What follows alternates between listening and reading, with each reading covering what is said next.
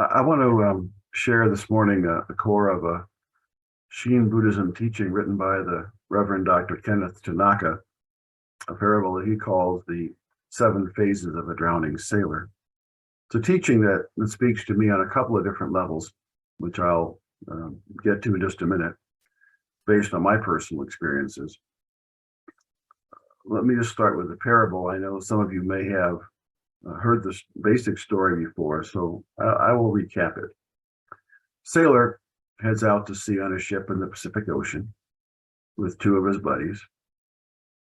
But as he's moving on the ship, it suddenly flips and he and his friends are tossed overboard. The ship rights itself and heads on. No one notices that they've been lost at sea. So the sailor starts frantically trying to swim. He saw an island earlier and he thinks maybe he can swim to it. And he's not really seeing very well because the water is choppy and cold. But he tries, but his strength begins to fail. He starts gasping for air, and he feels his energy draining away and the ocean beginning to drag him down. But then he hears a call from the depths of the ocean. It says, "Let go. Let go of your striving. You are fine just as you are." And the sailor listens to the call and stops, tries to float on his back, stretches out his arms and legs, and discovers, in fact, he is floating. He is being held up by the ocean. The ocean that a minute ago was trying to drag him down is now saving him. So the sailor is full of joy, this understanding. And now he begins to swim again for that island, but this time he's confident. And he swims carefully because he knows that if he gets tired again, he can just stop and float, and the ocean will hold him up. And in that way, he reaches the island, finds a small boat, and sets out to save his friends. Well, in presenting the story, Dr. Tanaka explains that the seven phases that the sailor goes through illustrate the course of the Shin Buddhist path from beginning to fruition. And it's through his explanation of those stages that I found guidance for my life. Let me see if I can get the screen sharing. Oh, it worked.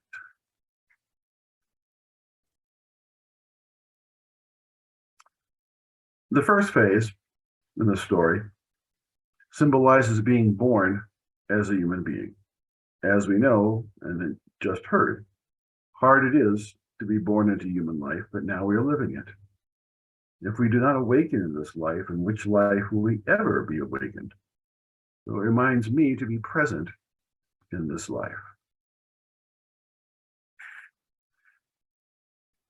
Falling off the ship, as the sailor did, reminds us of our personal encounters with dukkha, with suffering and the cycle of birth and death, unexpected upsets and difficulties that can appear at any time, including situations that one hates. Like all of us, I'm quite familiar with those upsets and difficulties throughout our lives. The sailor's strenuous efforts to swim to the island represent a path of spiritual practice based on one's self-efforts to overcome one's shortcomings, to overcome greed, aversion, ignorance, a path which leads to failure. Shinran's reference to himself as ordinary and foolish, or a bombu, came when he realized the failure of practice based on self-power. This is the point that challenges me the most, because with too much of my life spent striving against my own shortcomings. When the sailor heard the ocean's call and let go to float, the parable illustrates the transformative experience of Shinjin, which is often translated as an entrusting heart, but can also mean awakening. And Shinjin takes place in this life and guarantees us Buddhahood in the next. And the key point of the parable, Dr. Tanaka says, is that in Shin Buddhism, the ocean is Amida Buddha. Amida supports us from underneath, the sides, behind. Amida is the reality that's been there all the time, underneath and around us, but we simply have failed to notice it because we've been caught up in our striving and our attempts to rely on our own power. Just as the sailor let go of the striving and realized the ocean embraced and uplifted him, with Shinjin, one lets go of self-power and ego and awakens to Amida's workings, to other power. And here's where I found the core teaching of the parable, and I'll expand on that in just a minute. When the sailor relaxed and let go, he found himself floating and was overjoyed. And he realized that he was fine all alone, just didn't know it. The ocean didn't change, but because he stopped striving so hard, his relationship with the ocean was transformed from facing a dangerous and frightening enemy to being a friend who embraced and supported him. And so it is with all of us when we let go and realize that Amida has been there all along and is always there for us. I really think the comfort and security that arise from that understanding of Amida's presence just can't be understated. The sailor then was able to swim easily and confidently. And that symbolizes our life, living a life rooted in Shinjin, safe in the arms of Amida. We can face life confidently and we can share our joy with others.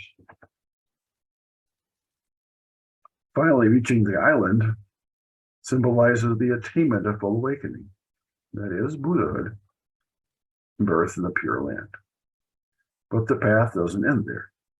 As with the sailor, the attainment of awakening, embodying the Bodhisattva spirit of benefiting all beings, allows one to return freely to assist in the ongoing effort to liberate others. And this particularly appeals to me, being able to help even after leaving this life.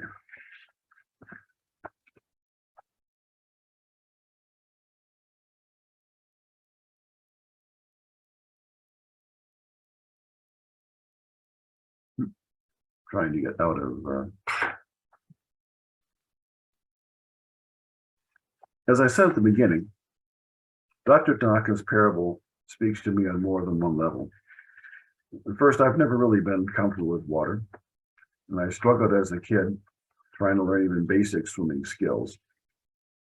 But I had to become a better swimmer if I wanted to advance in Boy Scouts, and I really did want to do that. Finally, it was a college-age instructor who helped me break through my apprehension and frustration.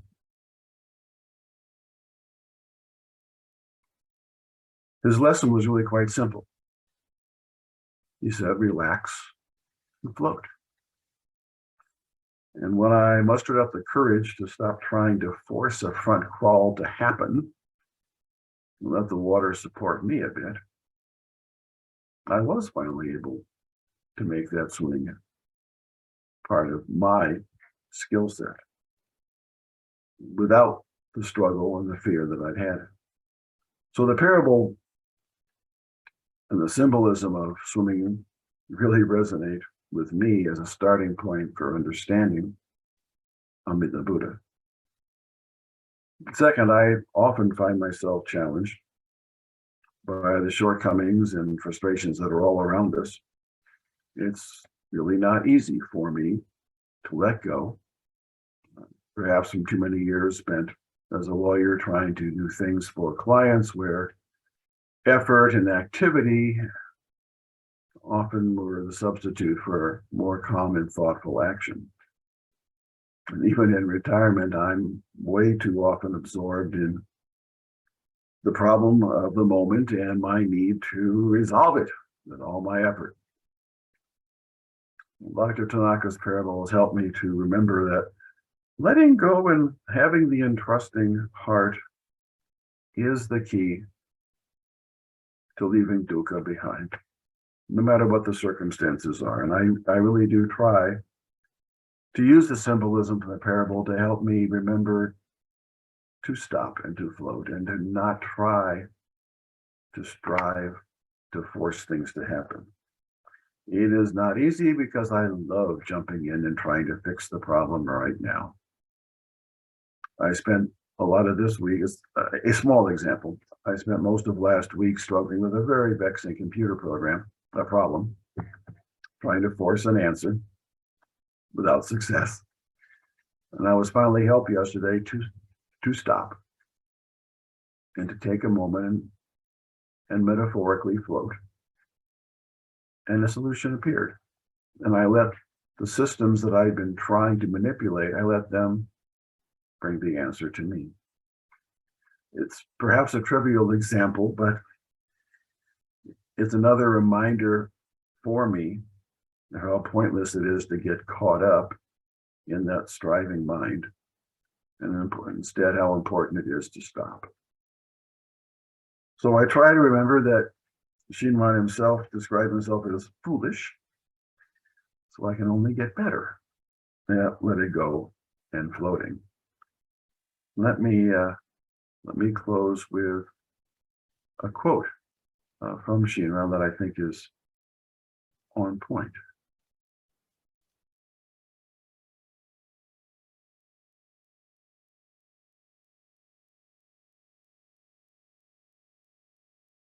And it occurred to me as we were going through the service this morning that several times ocean became part of what we were hearing and thinking.